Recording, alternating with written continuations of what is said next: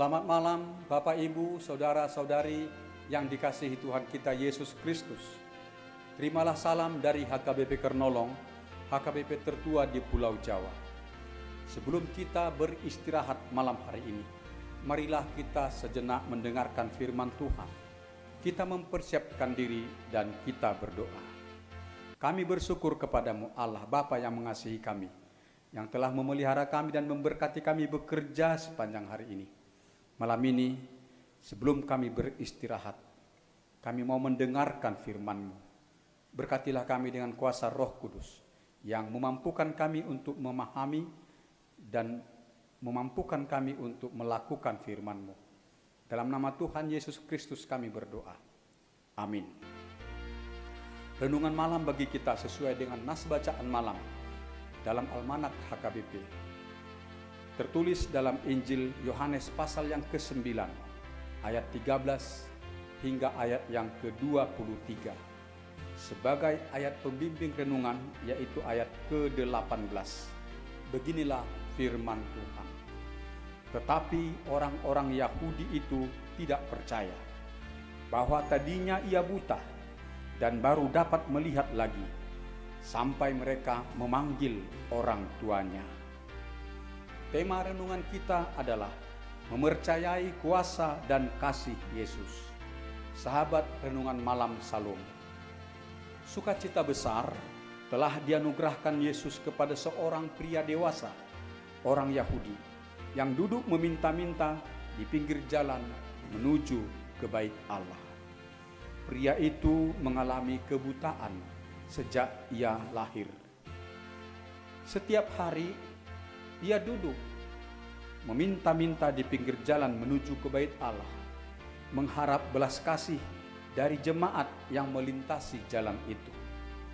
Dari sedekah yang diberikan oleh jemaat, dari situlah dia mencukupi nafkah hidupnya.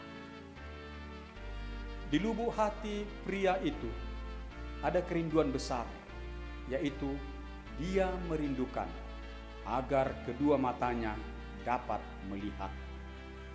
Kerinduan yang telah lama tersimpan di lubuk hatinya itu dijawab oleh Tuhan Yesus. Ketika Yesus selesai mengajar banyak orang di bait Allah, saat Yesus berjalan keluar, Yesus melihat pria yang buta itu. Yesus berbelas kasih kepadanya. Lalu Yesus meludah ke tanah, dan tanah itu dioleskan Yesus ke mata orang buta itu. Dan Yesus berkata, "Pergilah, basuhlah dirimu ke kolam Siloam." Kolam Siloam tidak jauh dari tempat itu. Pria yang buta itu tanpa keraguan-raguan melakukan perintah Yesus itu. Ia membasuh dirinya ke kolam Siloam. Tentulah ada seseorang yang menuntunnya berjalan ke kolam Siloam itu. Saat ia membasuh dirinya, maka terjadilah mujizat yang luar biasa. Kuasa Yesus bekerja menyembuhkan kedua mata pria itu. Kedua matanya kini dapat melihat dengan terang. Mujizat yang dialami pria ini sama dengan yang dialami oleh Naaman di Perjanjian Lama. Naaman itu adalah panglima perang kerajaan Arab. Ia sakit kusta. Ia datang ke Samaria menghadap ke Nabi Elisa, meminta kesembuhan. Nabi Elisa menyuruh Naaman agar mandi 7 kali di sungai Yordan. Ketika Naaman mandi di sungai Yordan, mujizat besar terjadi. Kuasa Allah menyembuhkan Naaman. Penyakit kusta telah hilang dari tubuhnya. Itu dapat kita baca dalam kitab 2 Raja-Raja pasal yang ke-5. Sahabat renungan malam Salom. Dalam sukacita besar, pria yang telah melihat itu kembali lagi ke tempat di mana tadinya dia duduk meminta-minta. Dan kemudian terjadilah beda-beda pendapat di antara orang-orang yang ada di tempat itu dan juga orang-orang yang lalu lalang. Ada yang percaya bahwa dialah pria yang selama ini buta dan meminta-minta. Kini ia telah dapat melihat karena baru saja mengalami mujizat dari kuasa Yesus. Tetapi ada orang yang tidak percaya.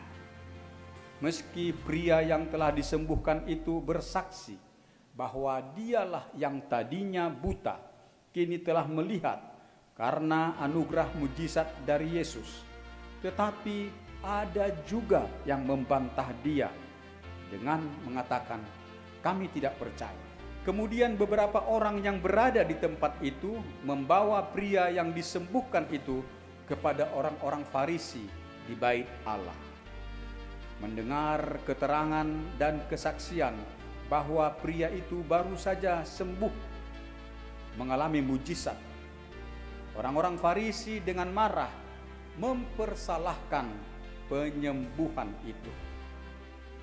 Mereka bukannya turut bersukacita atau bersyukur kepada Tuhan Allah atas kesembuhan seorang jemaat Yahudi yang buta sejak lahirnya, tetapi mereka malah menyusahi pria itu dan juga menyusahi kedua orang tuanya dengan mempermasalahkan kesembuhan itu.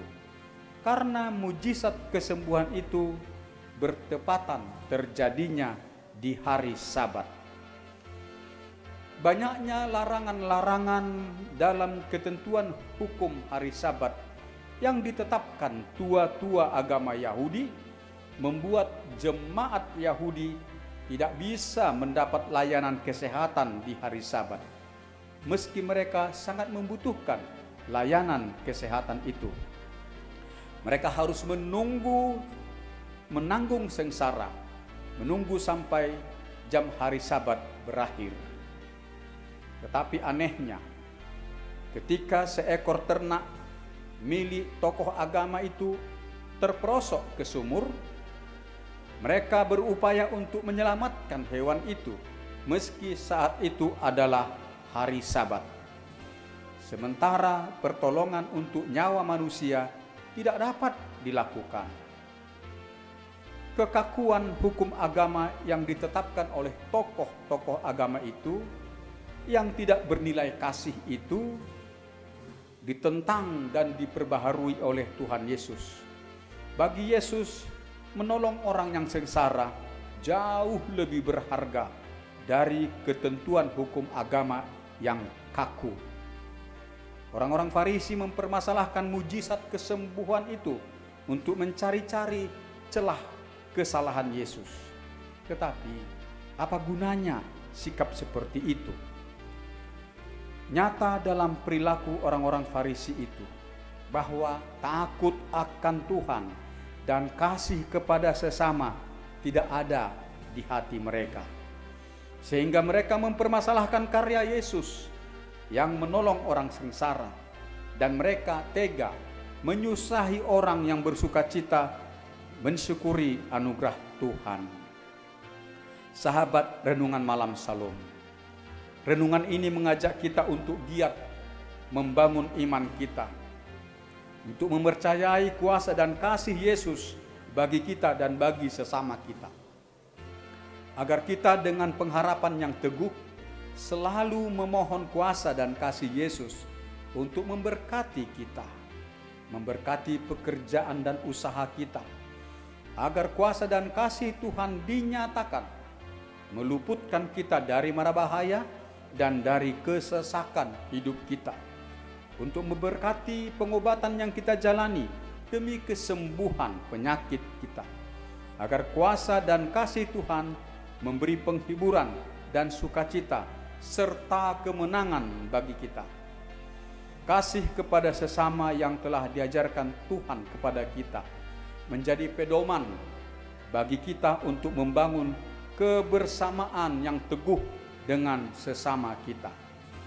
Di saat teman kita dalam kedukaan, agar kita menopang dengan doa dan kata-kata penghiburan, atau juga turut serta memberikan bantuan. Dan di saat teman bersukacita, mensyukuri berkat Tuhan, agar kita turut bersukacita dan bersyukur. Jauhlah dari kita rasa iri dan kedengkian, Kasih itu mempererat kebersamaan kita dengan sesama di sekitar kita. Demikianlah renungan bagi kita malam hari ini. Marilah kita berdoa. Terima kasih ya Allah Bapa, kami telah mendengar firman-Mu. Kami mohon kuasa Roh Kudus yang memampukan kami untuk menghayati dan melakukan firman-Mu, agar kami berpengharapan yang teguh, mempercayai kuasa dan kasih Yesus. Itu sumber berkat dan pertolongan serta keselamatan bagi kami. Allah Bapa yang Maha Pengasih, kasihani dan berkatilah jemaat-Mu, mereka yang sakit, yang merindukan pertolongan Tuhan, mereka yang dirawat di rumah sakit atau yang dirawat di rumah, agar mereka beroleh pertambahan kesehatan untuk kesembuhan mereka dari sakit mereka. Dan Engkau juga memberkati, melindungi semua para pelayan kesehatan, para dokter dan para perawat, dan semua pekerja-pekerja di rumah sakit dan di klinik-klinik, agar mereka terlindungi dari sakit, penyakit, dan virus-virus yang berbahaya. Berilah penghiburan dan kemenangan bagi orang yang berduka.